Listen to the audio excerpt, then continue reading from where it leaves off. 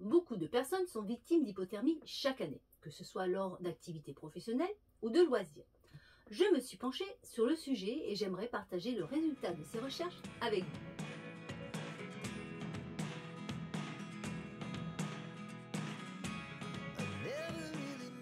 Le point de départ de cette enquête est l'histoire de cette famille dont le bateau s'est retourné au large des Açores. Seule la maman et son petit garçon ont réussi à embarquer sur le canot de survie. Malheureusement, le papa et sa petite fille de 6 ans n'ont pas eu cette chance et sont restés plus de 6 heures dans l'eau. Suite à cette immersion prolongée, la petite fille n'a pas résisté au froid et elle est morte d'hypothermie dans les bras de son papa. À la suite de cette terrible histoire, je me suis interrogée sur les moyens existants qui pourraient éviter qu'un tel drame se reproduise.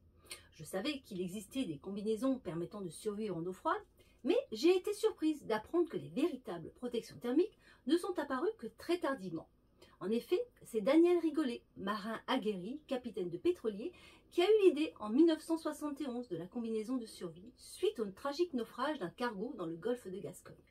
Sur les 39 marins tombés à la mer, pourtant tous équipés de gilets de sauvetage, seul un homme va survivre, le lieutenant mécanicien Jean-Yves Duclos, passionné de plongée qui a eu le réflexe d'enfiler sa combinaison avant d'abandonner le navire. Un geste qui l'a sauvé de l'hypothermie. Pour le capitaine Rigolet, c'est clair, flotter ne suffit pas, il faut aussi rester au chaud. Bien qu'on voit dans cette histoire toute l'importance que pourrait avoir une combinaison de survie dans les futurs drames, il a fallu longtemps à Daniel Rigolet pour convaincre le monde maritime que son invention avait toute sa place dans un bateau, surtout dans les situations d'urgence en haute mer. Par exemple, lorsqu'un bateau est sur le point de couler et qu'il doit être évacué, il y a de fortes chances que l'équipage soit obligé de plonger dans l'eau froide pour attendre les secours. Même s'ils ont la chance de disposer d'un canot de sauvetage, la déperdition calorifique est importante et le fait d'avoir enfilé une combinaison de survie peut faire la différence entre la vie et la mort dans l'attente des secours. En mer, les conditions météorologiques peuvent se dégrader rapidement et on peut alors être exposé à des vents forts, à une baisse des températures et à une mer déchaînée. Dans ces conditions, les combinaisons de survie sont tout à fait appropriées face aux dangers de ce type de temps. Mais la principale raison de porter une combinaison de survie, c'est de se protéger de l'hypothermie. En effet, le temps de survie dans une eau à 18 degrés n'est que de 3 heures pour plus de 50% des personnes. Or, 66% de la surface des océans est à une température inférieure à 25 degrés, dont 47% en dessous de 20 degrés. Ici, en Bretagne, en hiver, la température de l'eau est entre 8 et 10 degrés et n'est supérieure à 15 que pendant 2 mois en été. On voit donc que dans la plupart des cas, en attendant d'être sauvé, porter une combinaison augmente vraiment les chances de rester en vie. En effet, avec elle, après une immersion de 6 heures dans une eau à 0 degré, le corps ne perd que 2 degrés. Il faut savoir également que nous ne sommes pas tous égaux par rapport au froid. La résistance de chacun varie en fonction d'un grand nombre de paramètres, comme la corpulence. En effet, une personne avec un IMC important résiste davantage au froid. Le mental est aussi un élément déterminant. On constate que dans un groupe de naufragés, plus combatifs ont tenu plus longtemps que les autres. Être équipé d'une combinaison de survie est donc un plus, mais son utilisation peut poser quelques difficultés. En premier lieu, se déplacer et manœuvrer ainsi équipé n'est pas toujours évident. Mais heureusement, nous verrons tout à l'heure que certains concepteurs ont fait un effort tout particulier sur ce point. Ils ont pris conscience que se déplacer aisément sur un bateau est important, surtout dans les situations d'urgence, et que se retrouver avec une combinaison qui limite les mouvements rajoute un danger supplémentaire. Ce point est donc essentiel dans le choix d'une combinaison de survie. Il faut également porter une attention toute particulière au fait qu'une combinaison doit être pratique.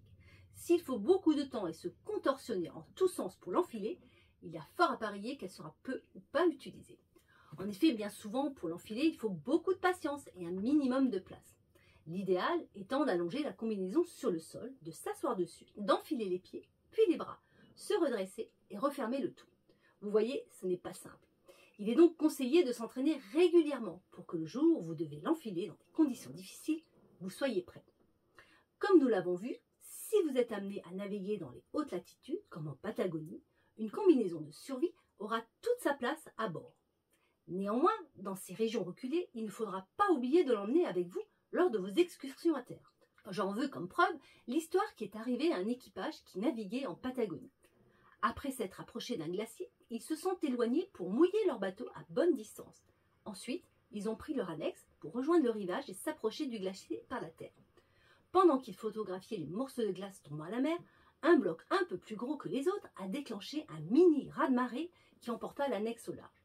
Heureusement, ils avaient emmené dans un sac étanche une combinaison de survie, ce qui a permis à l'un d'entre eux de retourner au bateau et de récupérer l'annexe avec laquelle il a ramené tout le monde à bord, sain et sauf. Il faut savoir que là-bas, à cette saison, l'eau est à 5 degrés. Il était donc impossible de retourner au bateau sans combinaison. L'utilité d'une combinaison de survie quand on navigue dans des eaux froides n'est plus à prouver. Encore faut-il la maintenir en bon état.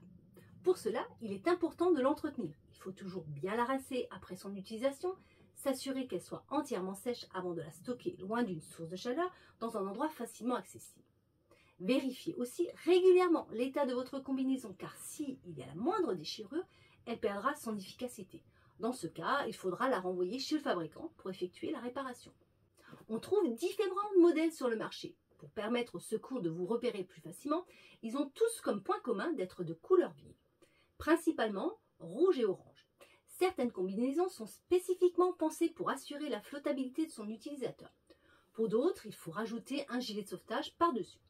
La présence de sangles et de clips est un plus, car cela permet dans les manœuvres d'être relié au bateau et en cas d'abandon de celui-ci, que plusieurs survivants puissent se connecter les uns aux autres. Ainsi, il est plus facile pour une équipe de secours d'apercevoir un groupe important plutôt qu'un seul survivant. L'autre avantage de cette procédure, c'est que personne ne se perd de vue, tout en renforçant la volonté, l'espoir et le moral des survivants. Enfin, les modèles les plus aboutis possèdent un équipement de sécurité rattaché à la combinaison, comme des bandes réfléchissantes, une lampe de signalisation, un sifflet, une poche de liquide fluorescent, un harnais avec sangle sous-cutane et une poignée de levage. Si vous souhaitez acquérir une combinaison de survie, il faut d'abord prendre en compte les conditions d'utilisation dans lesquelles vous porterez votre combinaison. Elles dépendent du lieu et de la saison de navigation. Alors, si vous naviguez dans des endroits où la température de l'eau et de l'air est supérieure à 25 degrés, prévoyez une combinaison qui ne soit pas trop épaisse car la chaleur va vite vous faire transpirer, ce qui entraînera une déshydratation qui amoindrira vos chances de survie. En cas de navigation en eau froide, il faudra particulièrement veiller à la qualité thermique et à l'étanchéité du modèle choisi. On voit donc que toutes les combinaisons de survie n'ont pas les mêmes caractéristiques pour lutter contre le froid et que l'épaisseur de la combinaison est déterminante pour une bonne isolation thermique. Plus une combinaison est épaisse, plus elle tient chaud et moins elle est souple. Ce qui est sûr, c'est qu'il faut absolument qu'elle ait une cagoule intégrée car plus de 75% de la chaleur du corps part par la tête. J'ai sélectionné quelques combinaisons de survie qui répondent toutes aux exigences de la Convention SOLAS qui réglemente par des normes et l'équipement de survie sur les bateaux professionnels et de plaisance. La première est la Neptune. On la trouve sur le marché à partir de 200 €. Elle est en néoprène renforcée d'une épaisseur de 5 mm. Ergonomique, elle permet une bonne liberté de mouvement et a l'avantage de s'enfiler rapidement. Cette combinaison n'assure pas la flottabilité. Il faut donc penser à ajouter le gilet de sauvetage.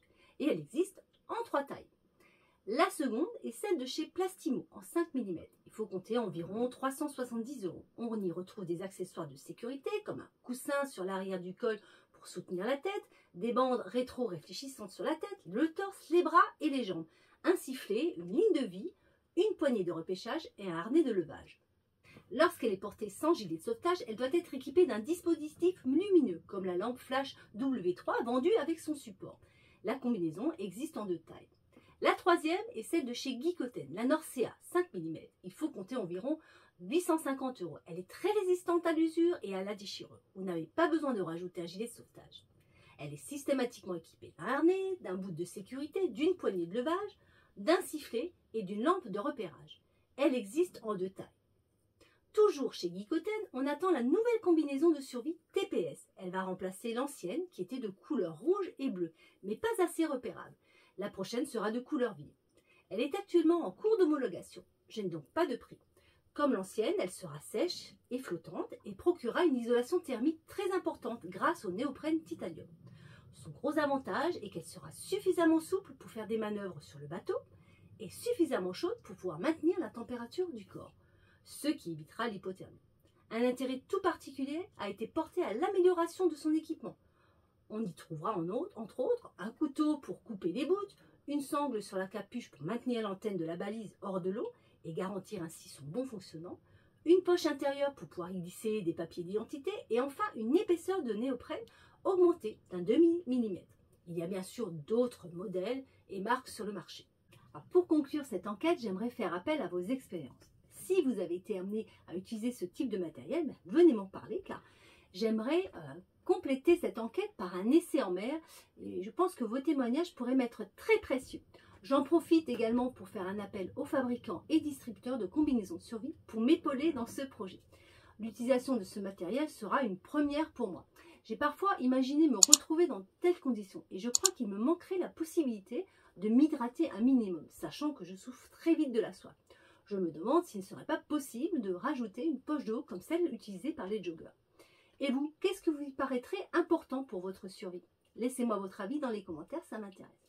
En attendant, je vous souhaite à tous de belles navigations et je vous dis à bientôt.